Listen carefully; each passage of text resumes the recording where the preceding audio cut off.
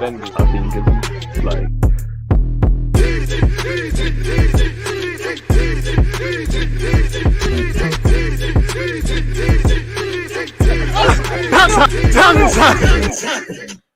Are we live? Of course we are. People, Deluded, I'm back again. Thank you very much for tuning back in each and every time. I'm not gonna lie, people, I'm used to being really and truly being in front of you lot's faces, pause, all sorts of hours, all different sorts of hours. You know, we stream at almost every time. The football calendar list is diverse. But it does feel a bit weird being here this afternoon. Obviously, you know, we aimed for 2:50. I apologize for my lateness. I had a gym session. I went to gym. I can't lie. If it's of any consolation, I was sat in here. I was sat in this desk, people. I just didn't press the live button. I was eating, man. I had to eat some chicken and pasta. I'm no good to anyone if I'm dead. So yeah, people. Obviously, I had couple of bits and pieces to do today, so streaming this morning wasn't possible. I did put out some vids, so you know, I like to think I looked after you in that regards. But yeah, good afternoon if you're in the UK with me, good afternoon, good morning, good evening, and in some cases good night. As I said, people, I hope everyone's doing well and safe. Again, there's not much in the fixture calendar list. Allegedly there's this Pepe clause business, you know, there's ones and twos in relation to transfer whatnots, and any talking points and whatnot you lot have. People, don't feel any sort of way. Make sure you're getting them in. As usual, please make sure you're hitting the like button. This is the first. I might be coming to you lot later, but this is the first of 3 live streams coming from me, people. Straight after this, more or less. In fact, I'm telling a lie. You know, straight after this, we're over on Twitch. But, you know, you got the big one today. You got Bayern Munich versus Barcelona. I hope to have you. Big up to everyone who was in my last Champions League streams yesterday. I hope to have everybody there. It's due to be lit in it. I can't lie. Depay was talking very bossy about Barcelona's chances. Lewandowski is Mr. Lewandowski. If you watch football, again, Bayern Munich are through, and I don't know if they'll play a full strength side. I know they'll respect the fixture, and Bayern Munich are buying. If you know, I'm pretty sure a draw could take Barcelona in theory through, but you never know. If Benfica beat Dynamo Kiev, then it's a bit peak. So yeah, I hope everyone can join, man, for that one. And then before that, Zenit St. Petersburg versus Chelsea. Again, you lot have been on to me about where's the watch alongs on Twitch. I'm gonna be on Twitch live from 5:20. So shortly after this, make sure you're there, folks. And hit the like button if you haven't subscribed. If you're new, as usual, members, moderators, subscribers, new time viewers, long-term supporters, I appreciate you lot. I hope everyone's in good spirits, and I hope everyone has their health. You don't have your health, you're dead. So I wish everyone, you know, a good health, good bit of health in all aspects of the word. So it is what it is, man. So yeah, apologies for being late, but it is what it is. Let's move on. P, I hope you're doing well. 2-3, I hope you're doing well. Jermaine just saying DG. People, Sancho, big up yourself, man. Just said Glee. I don't know if I'm a legend, Marnie, but I appreciate that, man. Appreciate that, man. You lot gas me. Man said, have a word, mate. Must be on timekeeping, mate. Hey, man, Holden but golden, man. You know. Well, I was about to say Aubameyang was late, but again, due to his form, he's not the best. But come on, man, the man I'm always late. We've seen Maitland-Niles, Joe Willett, Aubameyang. They've all had tardiness issues, and I'll pay my fine. How much is it? Let's say £1, man. YouTube don't pay that well. I hope you're doing well and safe. Man said, right on time for me. Just calm. Kick this off. The American Gunner, shout out to you. Said your thoughts on Arteta was spot on yesterday. He is definitely out of his league of capabilities. You know, I stand by the guy. I want him to get it right, but you know, I have no allegiances to Arteta beyond just him just being the manager and me praising and critiquing him where fit. Obviously, he's never managed in the Premier League, so from minute one, he's out of your depth. You know, he's in a position he's never been. And I hear all of this learning from mistakes, but you need to be able to learn. You know, if you're not learning, and I'm sure he is learning, but to the untrained eye or to the lazy view, which fans should be able to afford, we don't look significantly better. There's little, you know, when you force it and you read certain articles, you need to look at Arsenal with a fine comb, really and truly, and a fine tooth to really see improvements or whatever. You know, again, we shouldn't have to do fancy diagrams to say, oh, Tomiyasu becomes a narrow 3 and then it's a 4-4-2 and any of this. It should be able to be explained by someone to someone who doesn't know or care for football. So there is a lot of complication and rigidness with what we're doing. There are some positives, there are a lot of negatives. You know, it's a mixed bag, much like us last season. Ultimately, this is a results business. We can't finish 8th. If we carry on doing what we're doing based on the last couple of games away from home, we might go and get into that race. But if we don't improve on next season, of last season, then going into the new season, next season, a change probably has to bring. Pardon me. But Barca's still wary of being involved in the big one. Hey, they could be in Europa League, man. When last did you see them in Europa League or potentially flirting with that? DJ, have you seen the news of the COVID passports for the Premier League for clubs from this weekend, apparently? Well, realistically, those of you in the UK, like myself and you obviously, Sandro, we knew it was coming, didn't it? It was a matter of time. Did expect fans to be briefed and that. And again, I'm a bit ignorant. I don't know. Can you... Well, you have to kind of have the vaccine passport in it. There's no other way of doing it. So I think that you know, the do it at home COVID kits are probably out the window in terms of going to games now. Is what it is. What do you think of Tottenham asking for their game to be delayed? It'd probably be granted. Well, to be fair, when you get past the fact that we didn't get it when it was us, I know we didn't. There's variables, there's different scenarios, but considering we didn't get it at the start of the season, of course, I don't want them to get it. You know, we're all fighting for Europe and whatnot, and that could be, you know, their disadvantage could potentially help us, considering we've been dropping points. But from a human element, you know, bias aside and whatnot, it's the right thing to do, really. You know, Spurs fans have been a bit unfortunate. You know, again. Apparently the Rennes game is going to head, but some fans travelled to Burnley. That game there got locked off. And they're getting other games locked off. So yeah, it is the right thing to do, man. It's not really fair that they're not allowed to put out a competent team. I know Arsenal fans, we just had to suck it up and get on with it when it was us. But yeah, it's probably the right thing. And you know, any logical club should ask for it to be thingied, people. If not, then it's not really, you know, you want to have your key players ideally. Fuming's supposed to be going Southampton. Also, we've been given the green light to sign Ronaldo Sanchez for 30 million. Thoughts? I think I'm going to cover that in a second when we get into that. But, I mean, he's a decent player and we need midfield reinforcements. You know, arguably, you know, Partey was poor off his own back. I don't think Xhaka was necessarily bad against Everton, considering he's barely played. But if I look at it with a fine tooth and a fine comb and all those sort of things there, I can't lie, you know, we really went into that with our two most experienced midfielders, but they're not fit, you know. Partey is playing poor and Partey's playing poor and he needs his own, you know, he needs to arrest his own bad form and his confidence is clearly shot. He's clearly struggling, but and obviously he was bullied at Everton based on the statistics. But when you look at the amount of duels that Partey has lost in that game, is that someone that's fit? You know, that's the one luxury I give him. He's poor, fitness or not, you should put in a performance. And for me, it's the confidence. What has happened to Thomas Partey for me? You know, I love the guy. I still think fans are getting onto him. I still think he'll come good. I still think he's a decent player. But you can't go from, you know, one was the fitness element. What's going on with that regards? And even this season, kind of.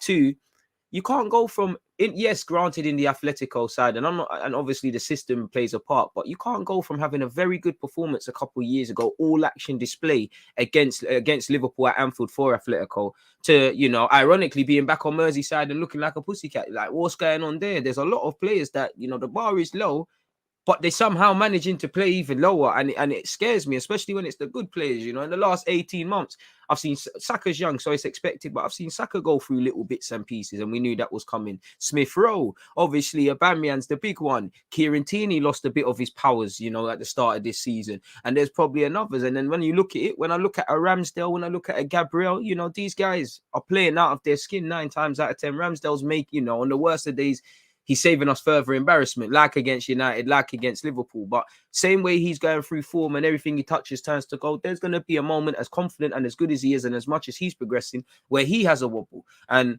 you know, we're relying on about 5 men. Historically, we've been relying on about 5 players. This season is probably even lower, and you need a 25-man squad. There's 38 Premier League games alone. It's scary, really and truly. So the maths, I barely passed maths at GCSE, but what I do know from that is the maths ain't making sense, really and truly. So it scares me, you know. And again, I don't want to do the doom is gloom thing, because at the end of the day, and I don't want to rest on. This is the thing. I don't want to just scream, because I feel there's certain things Arsenal fans hide behind, you know, and they look at, and we look at things on a lazy one. It's only when we've got battered or dropped points that people want to say something. The lazy view under Emre's last season, or whenever he got, well, they weren't his last season, but remember when he was a point off top 4 and he got to a final. That was rose tints. You know, our unbeaten run, just that we went on before it just ended recently, rose tints. The one under Emre, rose tints. The one last season under Arteta, rose tints. You know, these are, I don't want to say they're false images, but you're kind of being presented things and fans don't want to see stuff. And then the very things are being presented. You know, a lot of the things that we saw, for instance, a lot of the problems that we saw against Everton, they were there at Newcastle. You know, not pressing together, too easy getting brushed past, needing to up your level, needing to kill games off, needing to have less brain farts. They were all there. We spoke about it yesterday. I showed you Mikel Arteta's comments himself about these games. That's why I watch press conferences and listen to press conferences, because I want to hear what people say. Does it match up? As a fan, you lot are controlling my club at whatever level, so I need to see certain things. It's scary what's going on. Like I said, I don't want to have doom and gloom, because I think people find false complacencies and whatnot. What was it? Oh, we're only whatever points off fourth last year, but by the same token, we're X amount of points off 13th. At a point, we had the same amount or more points or level with Liverpool at collecting points. We had a good run to 2021. That's false complacency. That's putting us on a level where not equally. I don't want to do the doom is gloom thing. Listen, devastated to lose to Everton. Embarrassed to see that performance against United. Anfield, I expect to lose there, sadly. But again, credentials have, in none of these away games did I see fight, integrity, determination. Of course, across them games, sometimes, some moments, some things were better than others. But at the end of the day, we didn't expect to find ourselves in this position. And I'm talking about 7th now, innit? We finished the season 8th, innit? We were 5th. We were in the top 4 briefly. We're 7th. But it is what it is. We need to. We're a mixed bag. There's good, there's bad, and there's the ugly. How many times have I said that? There's still a season to be saved, but these boys have to want to save it. We're gonna drop. Other teams are gonna drop points this season, but so are we. And what I can't say is, and I know old habits die hard. People, I think fans can be quite harsh when we're talking about certain players need to do better and things, because you look at certain things you're trying to install in your life. It don't happen overnight. But I can't say that in these other games this season that we're not going to see that same old performance, because we are seeing these things whether we win, lose or draw.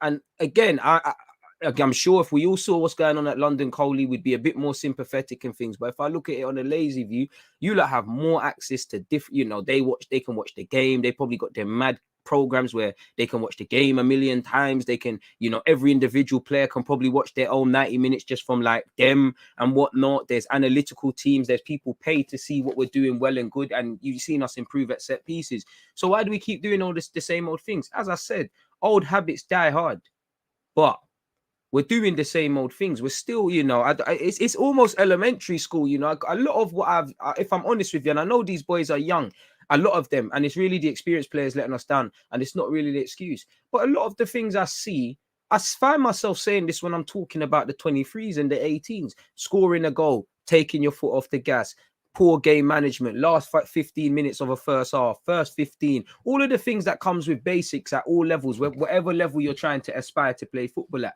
sort of thing. I find myself talking about this, and they are young. Old habits die hard, but you're not too young to learn.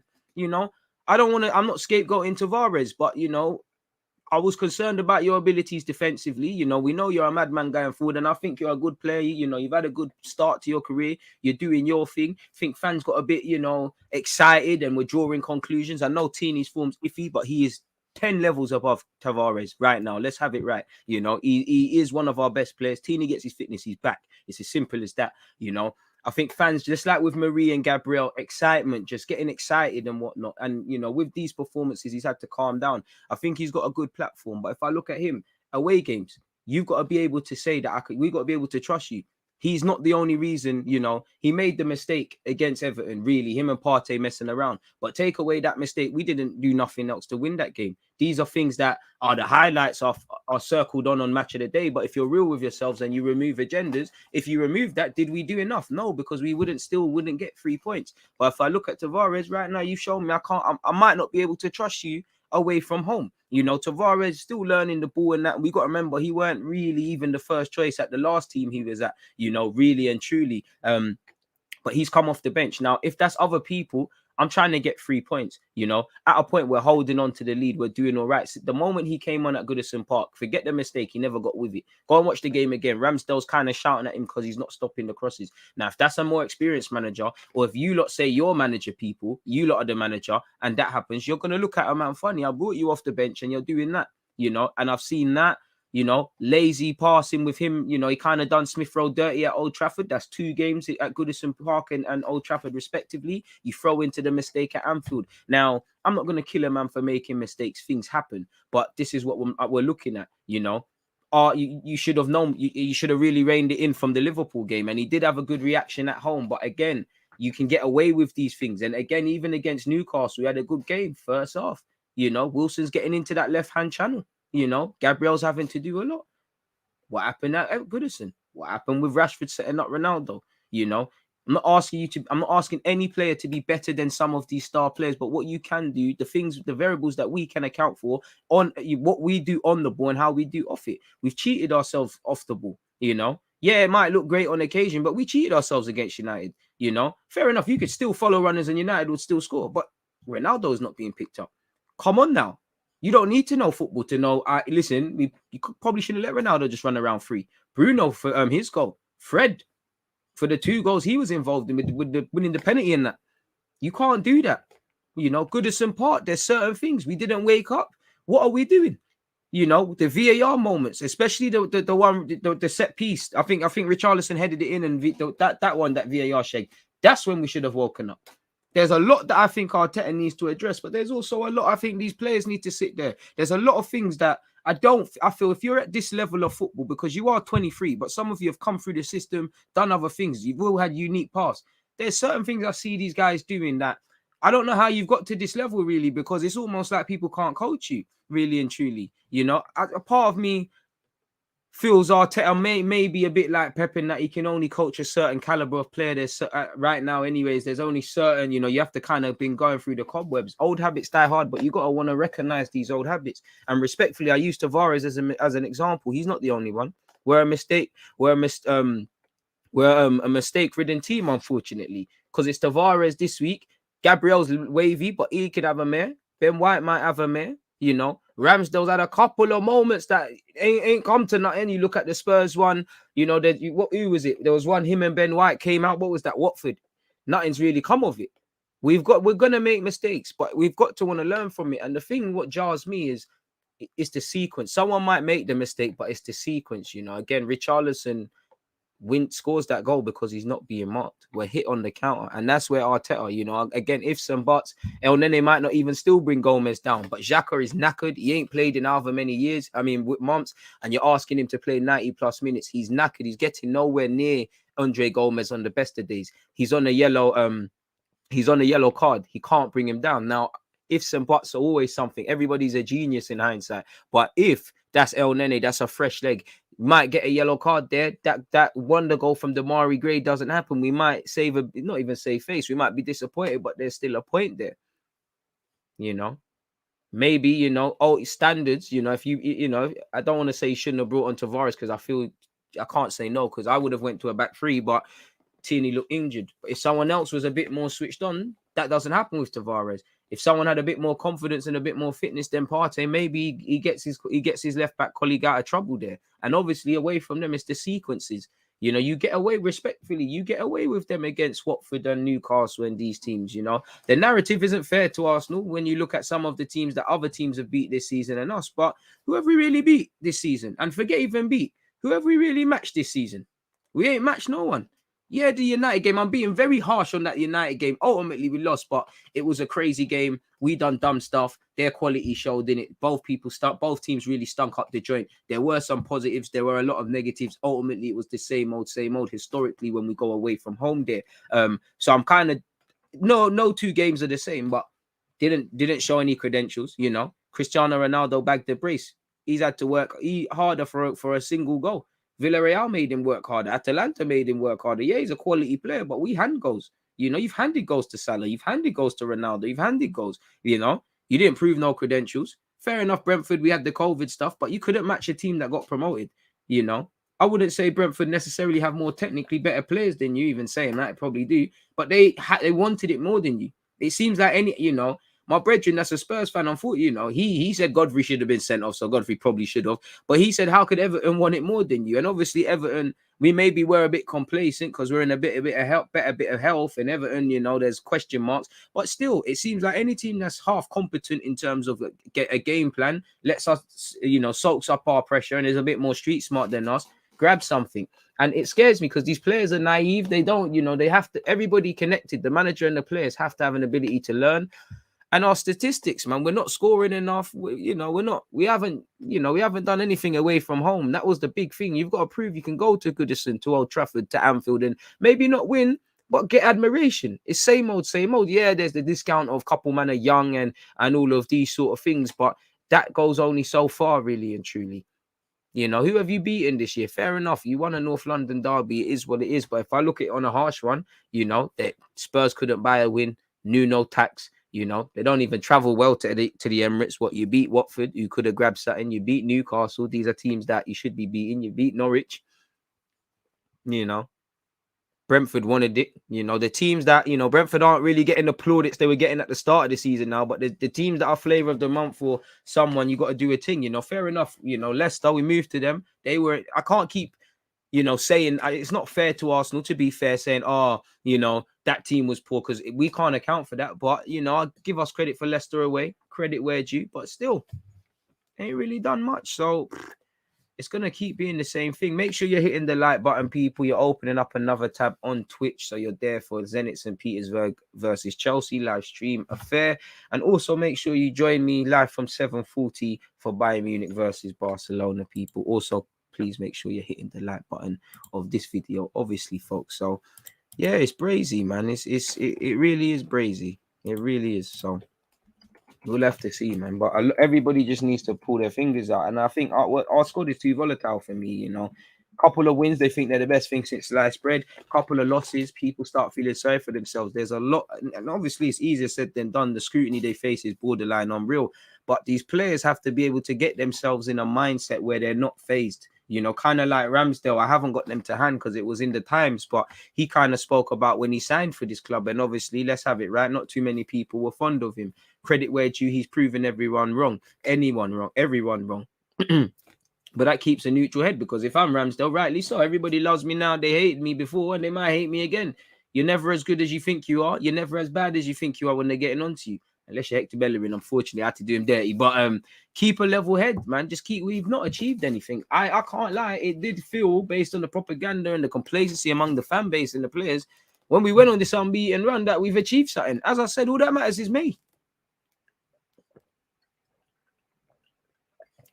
So it's debatable, folks. I'm not really an orange juice person, but that's all dank.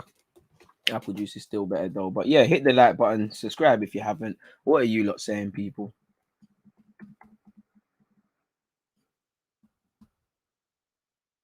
For that Arsenal clinic session. I wonder if the staff has a sports psychologist. I can tell you they do. And one thing I give Arsenal, they actually do great work with that psychology stuff. I can't even say the word, but all that mind stuff, they do very good work, especially with the young players at Haylen and stuff. I give the club credit, and that's an informed opinion. That's my opinion that they do that. Obviously, I don't know where Arteta's concerned, but I know they have them resources and they do it with them young players. And they do a lot of them. Like even with the Haylen boys, you can see, you know, you can.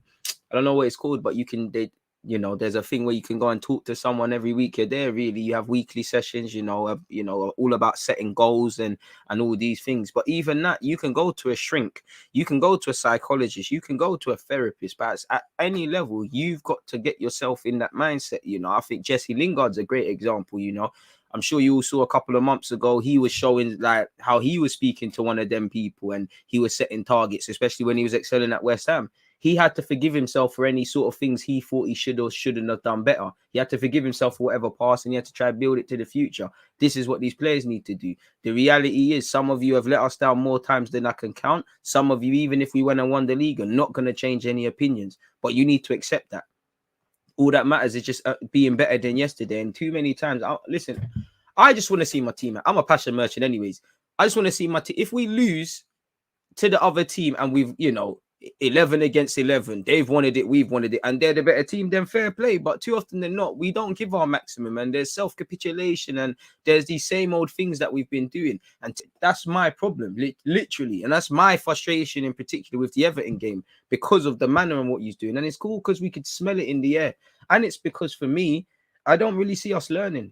You had a shaky performance at Goodison Park last year. Some of you played. You know, the only difference is you was probably out of it in the first half. What was going on now for this game? It's not making sense. But they do have them people there, man.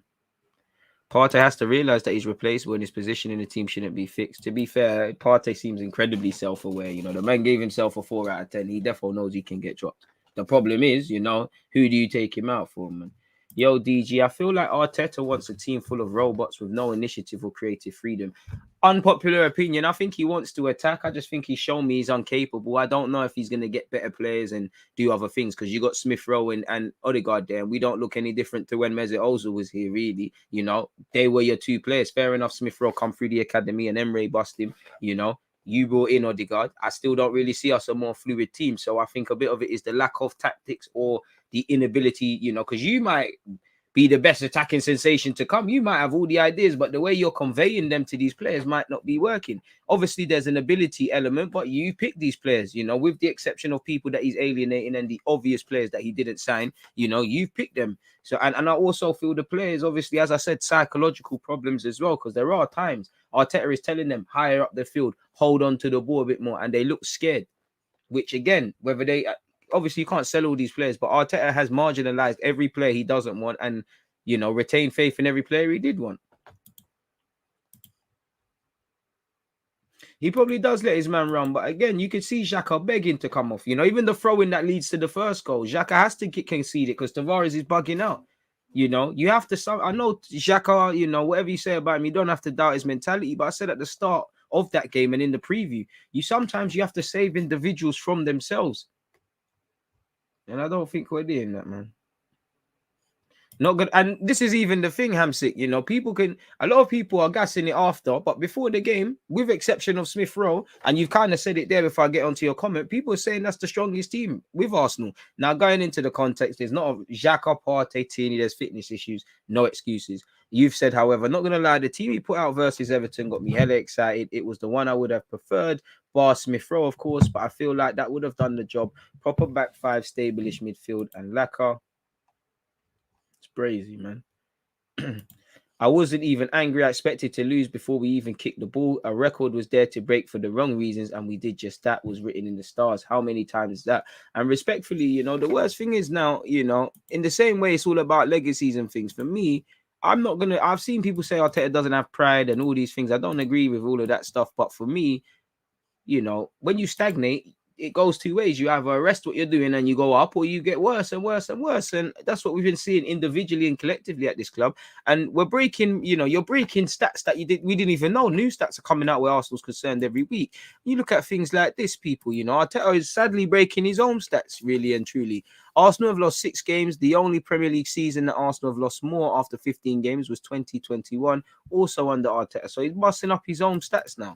You know, and again, it's harsh to just attribute that to him. But, you know, if you're looking at, you're the manager, ultimately, if I'm the CEO of a company, anything that goes on in that company, down to me.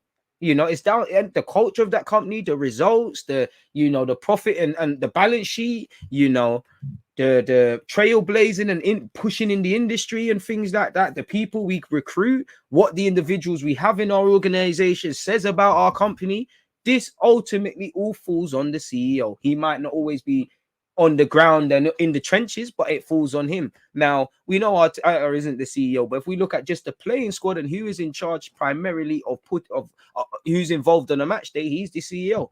We know we've got players that are scared, players that are not good enough, players that are young, players that are inconsistent. Ultimately, they're his players, you know. And as I do think there's been good examples of good man management this season, but also I feel in the last couple of weeks, things are getting a bit bewildering. You look at Aubameyang, you look at Pepe, you know. To be fair to you, unpopular opinion, you know, away from the obvious with Eddie, I don't really think it's bad management because he always gasses up. Eddie says he trains well when, you know, he barely puts him in the team because there's obviously people ahead of him. But that's why I wasn't surprised to see him here and there. But again, the Eddie Nketiah stuff, especially Eddie Nketiah left wing, chasing the game. Pardon me, I know he had chances, and if he scores, the narratives are different. You know, the phone celebrations get done, but at Goodison Park, that wasn't the thing. The battery was dead, and you know where the Premier League is concerned, it seems like Eddie Nketiah, unfortunately, just never has a 10% bat at least. The phone's always dead, and he's got them charges that you need to balance a certain sort of way for it to work. You know, and Beaky Bossman ones, which again don't last. I'm doing Eddie dirty there, unfortunately.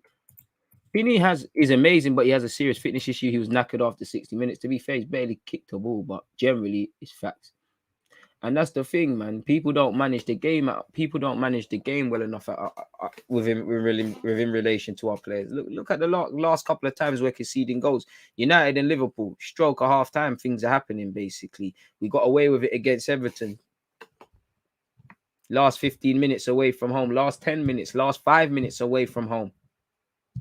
You know, we only play one way. We're either flying out the blocks, or we don't look like we're at the stadium. We don't arrest our game collectively. And I feel when you've got naive players like you see typically in the second half, and you've got, as much as I think he does good stuff, Arteta, who's incredibly naive, it doesn't surprise me when you see Rafa Benitez tweak the system, bring on Gomez and get 3 points. When you see Leicester last season, I beg you lot watch that game if you can at the Emirates. When you see how Arteta had Brendan Rodgers in the first half. Brendan said, yeah, boom, I got an ace up my sleeve, changed things, dum.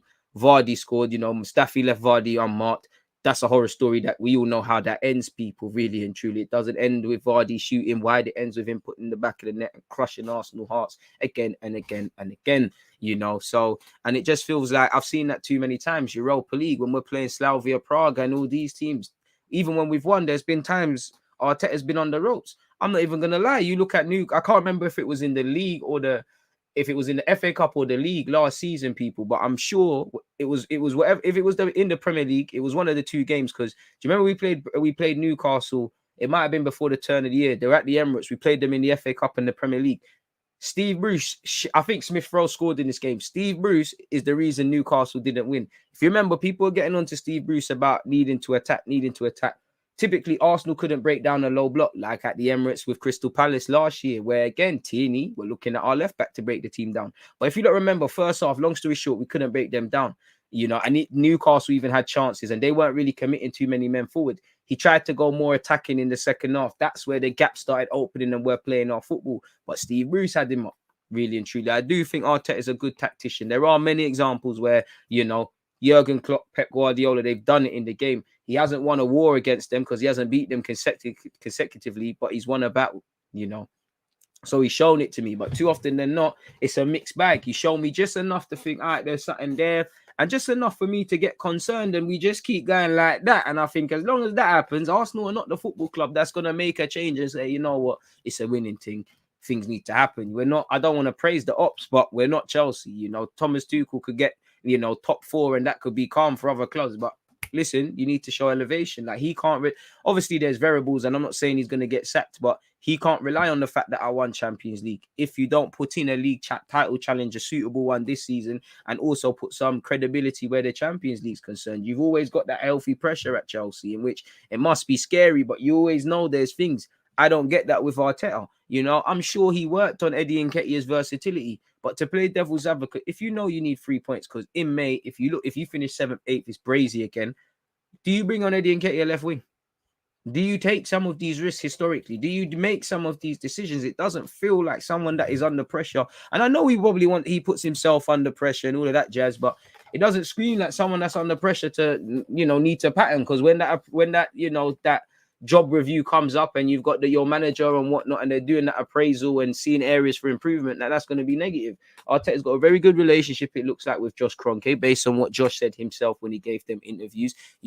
I think if it ever came down to it, obviously Arteta is responsible for anything on the football field, but I don't know how it would work out. I think Edu will go before him, and I don't think Arsenal are a team that are gonna want to push the boat. I think we're happy with the stability. To be fair, this team's only probably been fit with each other for 10 games. It still is early. There's been some good, there's bad and the ugly, but it could get a lot worse. End of the day, I don't want to see no one feeling sorry for themselves.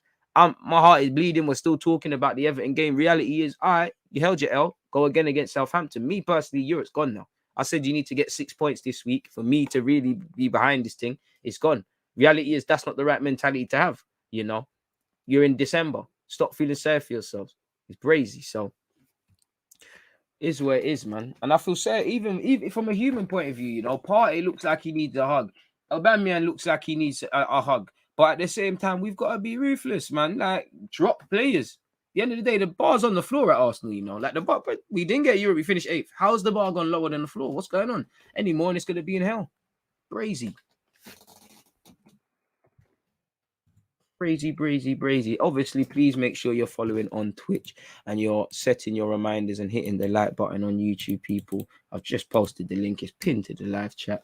Is what it is. Big facts, DG. Too many Arsenal fans wear rose-tinted glasses when we're in good form, good run of form, and never look at the bigger picture because the bigger picture is not cool. I don't like looking at the bigger picture for the sake of it. It's just, I love football and I understand that it's a marathon. Look how many narratives that have been drawn already this season with some of these clubs. It's crazy, man.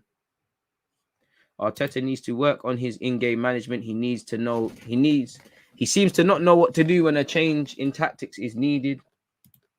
Crazy stuff, man. Interesting comments. Keep them coming, man. Is it just me, or does Arteta pick a good lineup when he has limited players to pick from, like Elneny and Xhaka walk back in when you got Niles and Lokonga?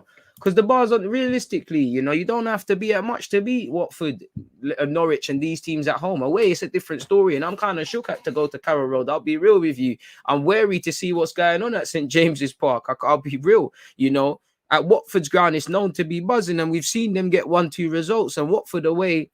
It is sometimes it's quite tricky for us at times. We've seen Arsenal crumble there. So yeah, I do think I don't think you need much, man. I don't think you need much. To be fair to Arsenal seem to create a few clear-cut chances every game, but our strikers have been shocking. That doesn't excuse the lack of attacking for the majority of the game, though. But that says it, why, I agree. We're barely having chances and the players are not clinical. Fundamentally, you've got to take your chances. But realistically, it's not really the most healthiest of sample sizes. And for me, can any Arsenal fan confidently say with their chest, long term, a year from now, everything's fixed if we just simply sign a striker? And that's silly to say because, of course, you sign a better striker, informed striker, we're going to score more goals. But is that going to be it? Or is it the tactics? Because as I said, I'm not saying to keep Ozil. We know we needed to keep it going. Everyone on their nan said, Arteta, new players, creativity, boom, boom, boom. There's been occasions, obviously, literally minimal occasions in games where we put together some lovely moves. The couple of goals against United, really and truly good moves. And obviously the one against Everton, but why can't that be multiple times? And at the same time, it's not sustainable. We don't create chances. So how can a striker thrive? We cried about creativity with Ozil was my point. We let Ozil go. You got Smith Rowe, who is young. You've got Odegaard, who is there. Does creativity look any better at the football club? And that's not to say, again, that we should keep Ozil. That's the highlight that it is what it is. Yeah, the players he signed.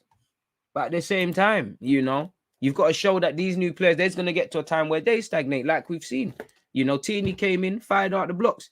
Tomiyasu's coming off the blocks. Ben White's been a bit slower, but I feel he's been coming into his own. Ramsdale, like a house on fire. But there's naturally, a career is not linear. It's not going to be roasted. It's not just like that.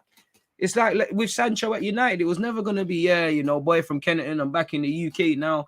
Dortmund thing, just gonna gone to United, I'm just gonna bad it up now. There was always gonna be tough moments. Saka, you think my man's just gonna come out of Hayland and everything's gonna be wavy?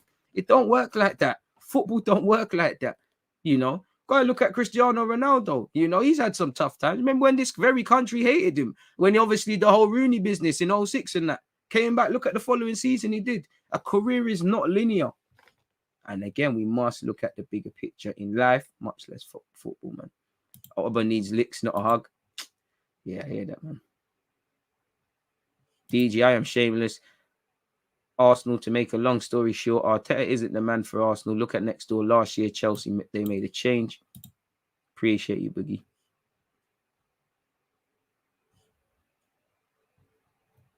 Can't lie, being a fan ain't relevant, but it is what it is.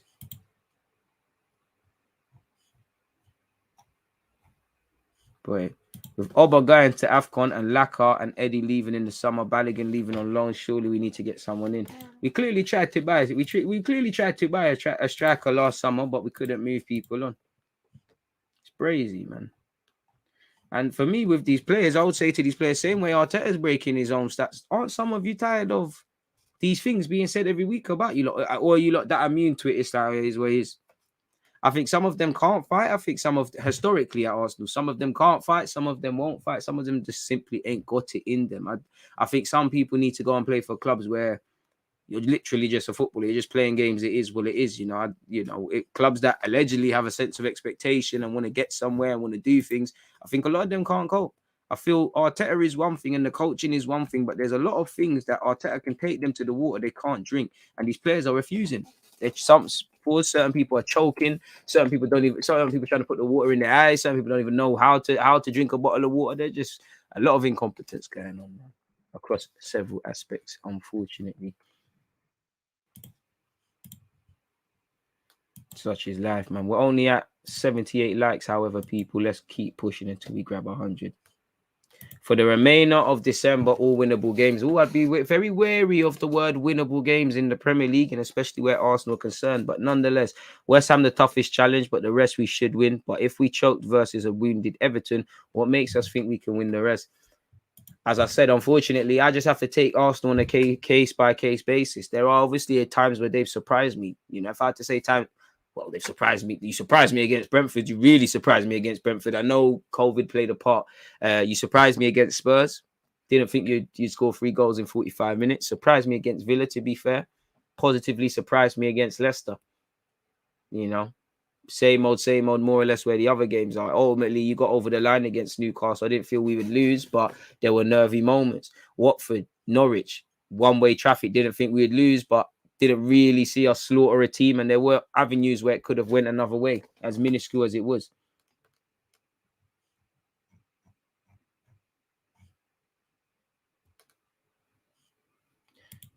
Arteta in, you can see what he's doing, but our strikers aren't letting us. I'm not Arteta in all right, man. Like you've not shown me enough to be pitchforking, saying come out the team and you need to leave. You've not shown me enough to wholeheartedly say you're the guys. You get my respect, you're Arsenal manager, but that's it. I think if you're just 1 minute it's blaming the strikers, then it's blaming the defenders, then it's blaming the keepers.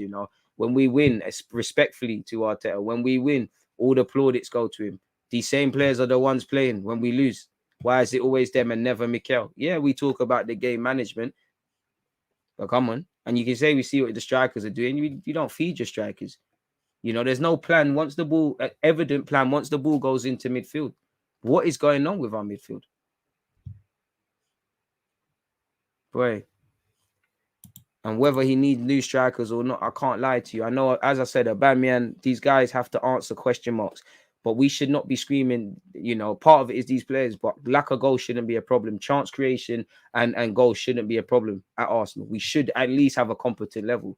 We should have more than 18 goals in the Premier League. Now, come on, is that just strikers? 18 goals? You lot know more than me, man. Anyways, please make sure you're hitting the like button. Don't forget to subscribe as well. Shout the Nightbot for the reminder.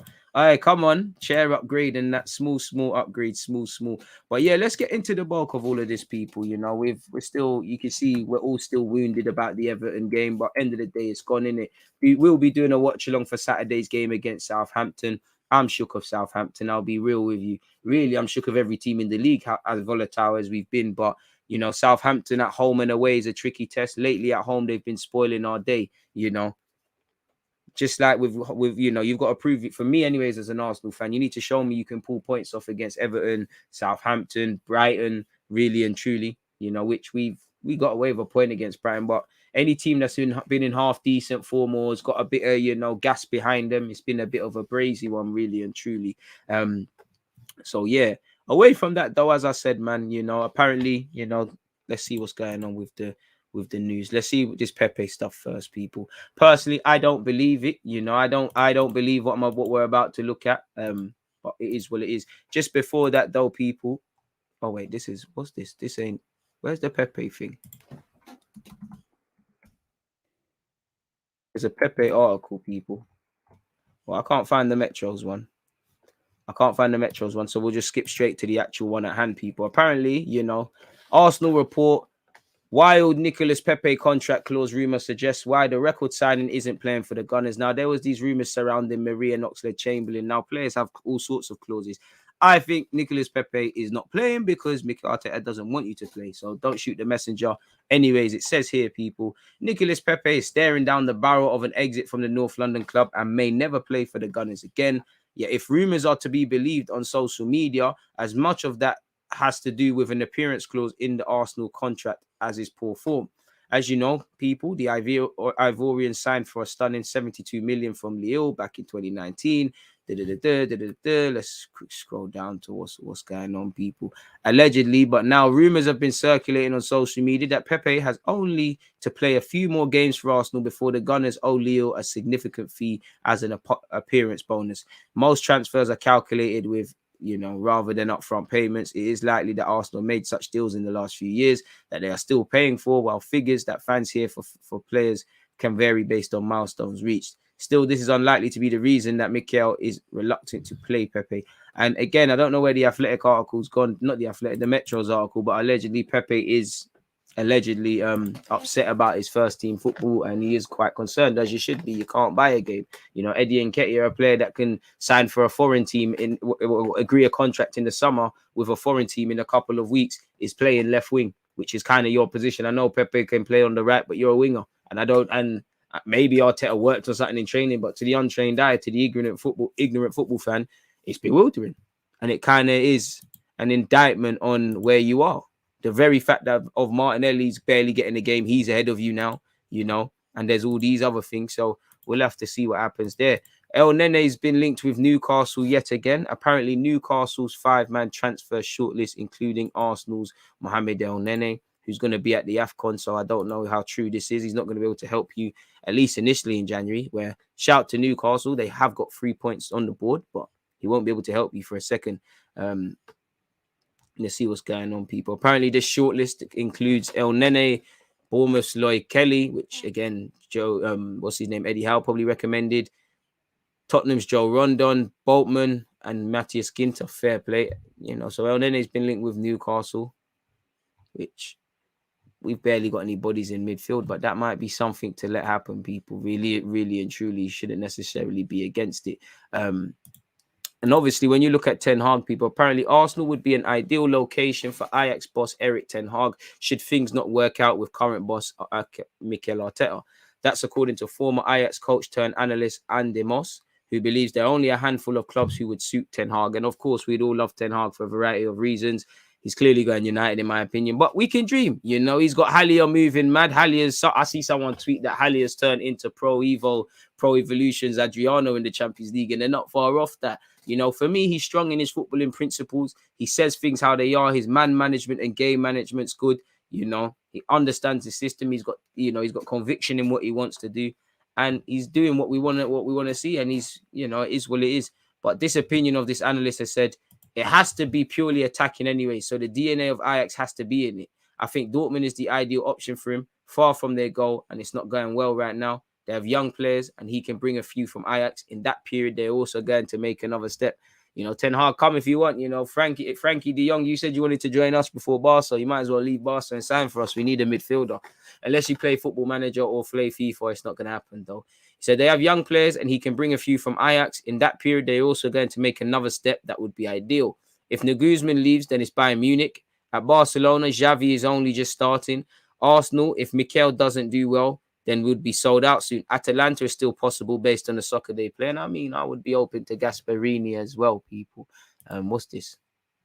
This is the same thing, people. He's echoed the same thing. So again, bit of a joy killer, that article. But we'd all love Ten Hag, but that's a United thing. But it would be a dream. Pepe's contract. And then in Newcastle.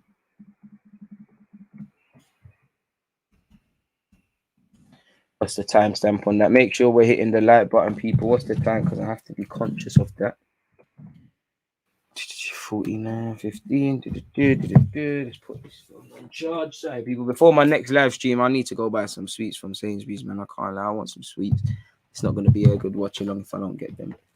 No, I wouldn't say no chance, but he's made his decision. I would say where Arsenal don't have a chance is, United are going to get that. He has more money. They all, you probably, with what's, he could have faith in Ranić and him singing from the same hymn sheet than him and Edu. But I think one thing that tips it is Arsenal are not going to clip Arteta. If let's just say United said, you know what, Ralph Ranić, we're going to let you stay. Ten Hag, if something happens, we might shout you. Pochettino safe. We're going to keep Ralph. say they said that and Arsenal had a quote unquote free run at Ten Hag, they're not going to clip him because they're very early. They're very early in what they want to do with Arteta, and they're not going to get rid of Arteta. Pay his comfort, his compensation, bring in Ten Hag and let him do things. They're not going to. And this is what it boils down to. Beyond the only reason Arsenal would have a chance is the prestige of the club historically and that jazz. This is it. That's why he's not getting clipped. 10 goals in 7 games in the Champions League for Haller. Surely he's won it. Obviously, the latter stages of the competition, he might get shagged, but surely he's gonna grab the golden boot. And it's funny, man. Maybe he just wasn't suited to English football because obviously Haller was doing a madness in Germany. Then obviously it didn't quite work out for West Ham, and it's gone to Ajax. And like I said, he's moving mad.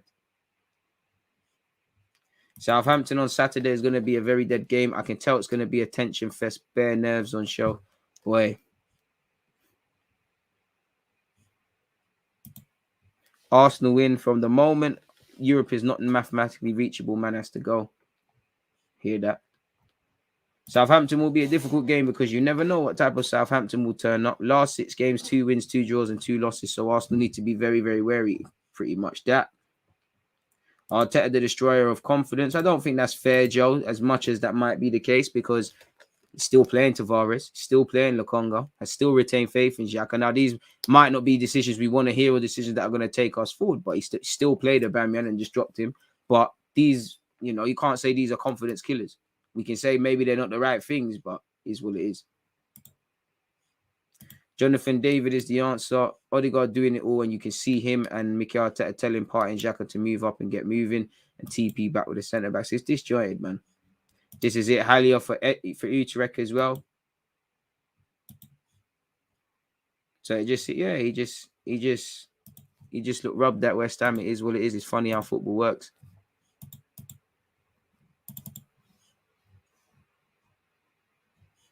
What else have we got up here, people? Oh, soft. There's actually more stuff. DG, did you see Ainsley's girl get onto Arteta on socials? No, but he needs to be very wary of that. It won't be the first time, really. I tell her to stick to her job and let him stick to his, really. And Ainsley, I know you love the social media antics, but allow it. It's a bit bewildering. It's not bewildering because Ainsley's a squad player and nothing more and probably needs to be moved on. But it's a bit bewildering that he played well against Watford and can't buy a game and he weren't even in the squad. He weren't even in the squad for Thingy for the game at the weekend. And my guess is they'll probably sell him next summer because I have a year to run on that deal. I hope they get rid, if not lose money. Going back, there's a couple of rumours we did not touch on, people. Well, there's only one that we didn't touch on. Apparently, Arsenal go ahead to sign Renato Sanchez. How many times have we heard this? We've been given the green light to sign him for 25 million quid, 25.6, 30 million euros. Allegedly, Liverpool are being sorry, it's nothing to do with us. There's other rumours. So, yeah, that's Renato Sanchez. That one seems to be getting recycled every week. So, read into that one what you will, people. But I can't say I'm necessarily enthusiastic in that one.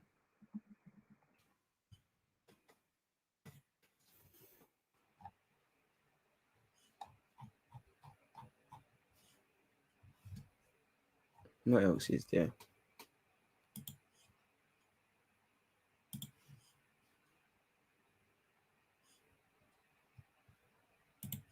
We were told we're bringing in young players with resale value. Who would take any of our signings? To be fair, I think Ramsdale could come in. Ramsdale, if Arsenal said we want to sell him and get our £30 million back, I think there's that. I think you'd get a decent sum for Tomiyasu. Obviously, Ben White was bought in for 50 mil. I can't say anyone's going to bid in for you and whatnot, but it's all about improvement, Probably would make a profit on Tavares if you keep playing him and shot him next summer, but that's about it.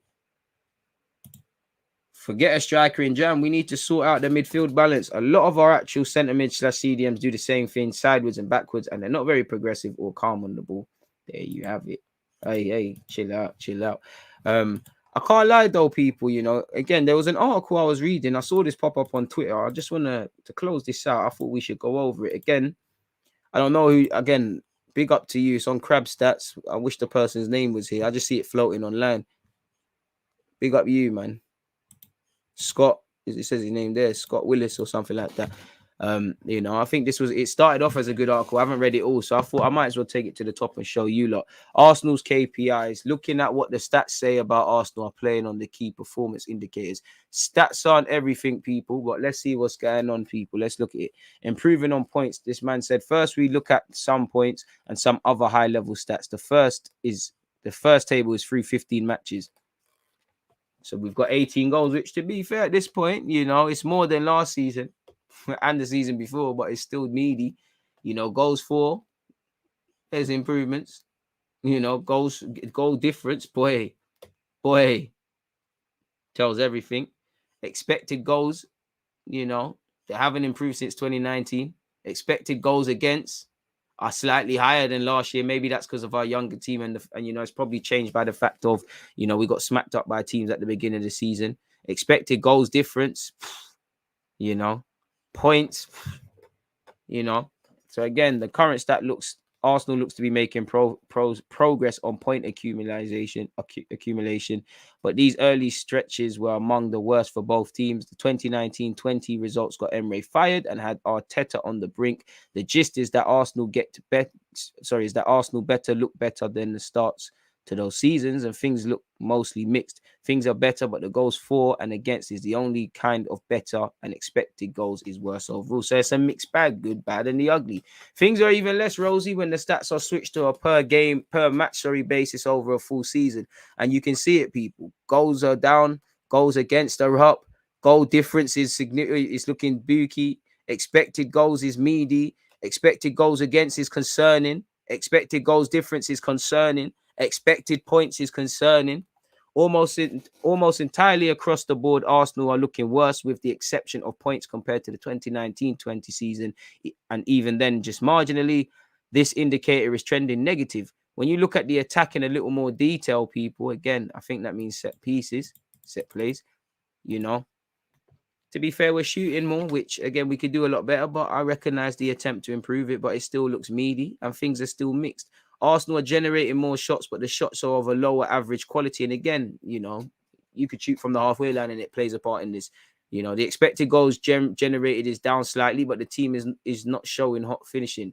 This indicator is mixed, but trending towards negative. Ball progression, it don't matter what stats tells me, I don't think it's good enough. But allegedly, people, you know,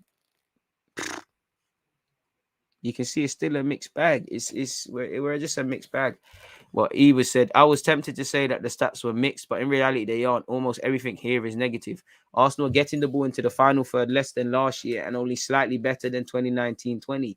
Arsenal's completions within 25 yards of goal is down from last year and on par with 2019-20. And you know, you just have to look at the Everton game. You know, Lacazette didn't play amazing, but he's by himself up front. How many times did we touch the ball in the opposition's area? And, you know, excluded when we're running, we're trying to get towards the game, you know. With a greater share coming from crosses, generally less efficient ways of generating threats in brackets, Arsenal's progressive actions are down quite 17% from last year and 11% from what they were in 2019-20. Arsenal are in control of less of the ball and are back to having a lower share of the ball in final third. Those numbers directly tie into the attacking numbers, and with these numbers, it is not a surprise that the attack numbers are down. In fact, it might actually be on the fortunate side to say they aren't worse. Pressing and defensive actions, people, again, they are not kind to us, really and truly. The pressing numbers, again, like it says here, the pressing numbers are bad and maybe even a little worse than my man of the author expected. Things are down across the board, even with Arsenal playing without the extra match that came with playing in Europe. Oh, would be fitter, would be fresher. The one that he says here, the one that bothers me the most is that Arsenal are becoming an increasingly easy side to pass against, which is true. This is something, and we saw it against Newcastle, highlighted in the last couple of games. This is something that goes hand in hand with exerting pressure on the other team's goal. Arsenal just don't seem to be able to do this any longer. Arsenal don't camp in the opposition's final third for long stretches. And he's gone on to this. He said tackles are up, interceptions are down, blocked passes are way down. I'm not 100% sure how to interpret this, but lean towards saying that these matches that generated more passing styles seen in Arsenal's defending. I think this is because I feel like looking to cut out passes and block passes correspond more with actively looking to win the ball, with tackles often being, but not exclusively to, the result of the opposing team coming at the defense. shot against, boy, it's negative. You know, shots allowed are on an upward trend. Expected goals are up after a decline last season. The average shot quality allowed is up from last year, but down from 2 years ago. Boy, one of the things that I thought last year was that Arteta was first trying to make Arsenal hard to score against, even if that came at the expense of what Arsenal could do in attack. This year, I think Arteta is trying to loosen some restrictions on the attack, but that is coming at the expense of the gains Arsenal made in defense last year. And then it's gone on, man. It's gone on and gone on and gone on. And he's gone on to say points negative, shots mixed negative, pool progressing negative, pressing negative. Only thing that's positive is Project Youth. But again, you're only as good as your teacher. At some point, they're going to need a better teacher, or they're not going to pass exams card. They're not being sent the right curriculum and all them things there. So, boy.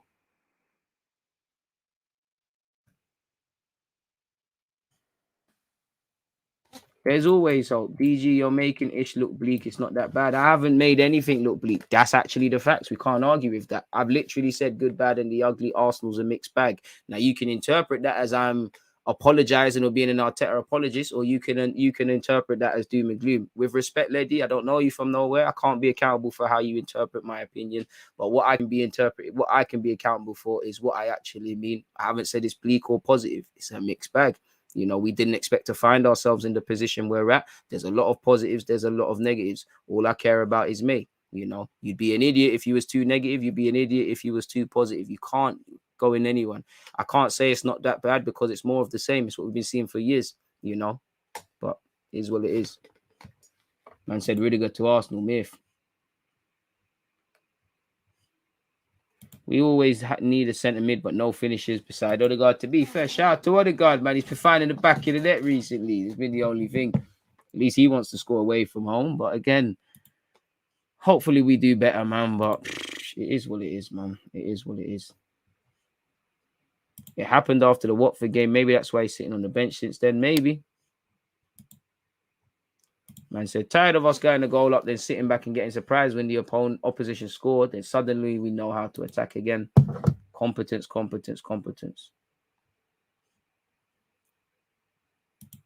What Smith Rowe and Martinelli status situation? I don't know. I'd imagine Arteta has his press conference tomorrow or Friday and we'll find out. I can't say I'm more hopeful on Smith Rowe than I am Martinelli because, yeah, man, I just think Martinelli, you know, hamstring injuries, they always fill you with nerves. And it'll be sad, man, because it felt like, you know, now's when your chances might finally be appearing. You're digiting against Newcastle. You know, you didn't set the world alight against United, but you took your chance. We remembered that you played. That's all we want. You know, didn't do nothing against Everton, but calm. And unfortunately, that's where he's injured. You got a timestamp of when you were talking about the Pepe situation. It's all grouped into one, but you can go back to 43:15.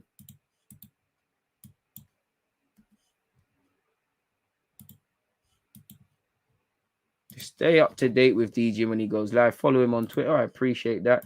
We should go for Rudiger. He's free next season. I would love that, but I mean, Rudiger's being linked with Bayern Munich and Real Madrid and all them teams. I very much doubt you'd want to sign for Arsenal. If that makes any sense. The Tories, the gift that keeps on giving.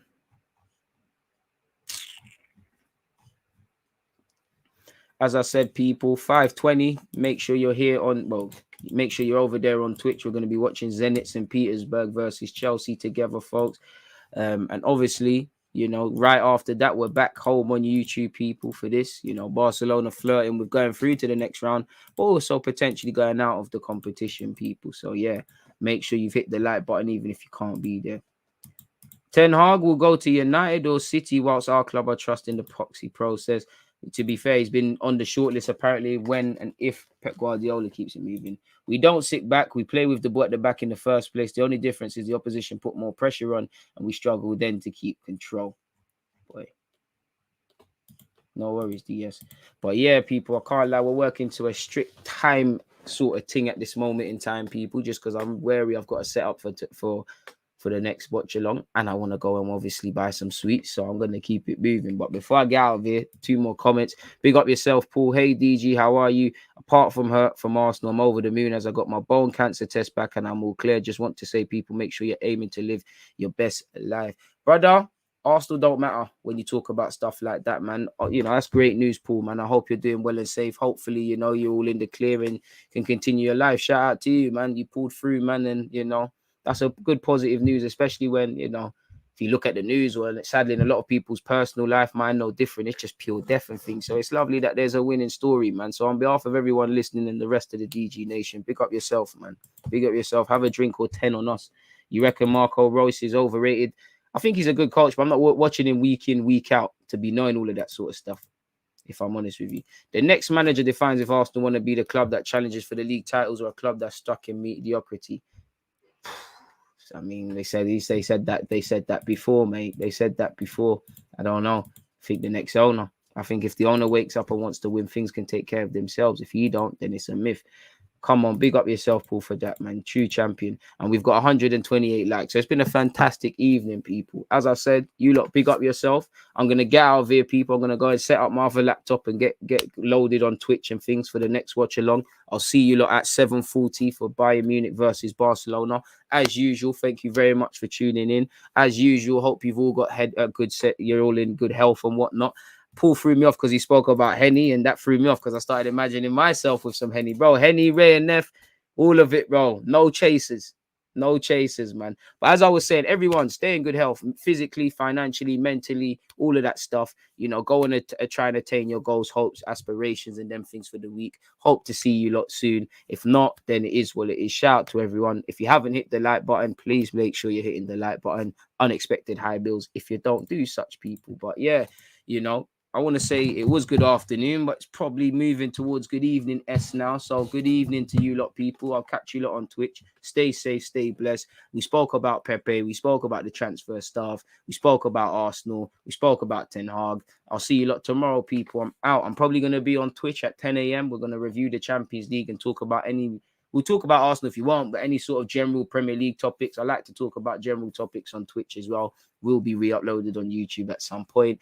I'll be on YouTube at 11:30. I'm going to play Football Manager tomorrow. I might trying to see what we can do towards, if it really is Leicester, Napoli, then we're doing a watch along for that as well. But hit the sub button, hit the like button. Most importantly, stay blessed. I'm out. Always just that active red flag defending. I think it's like.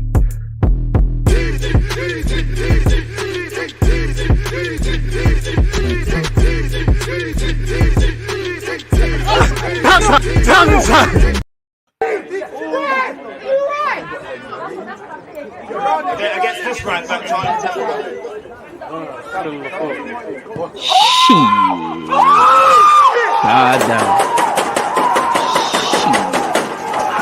Football.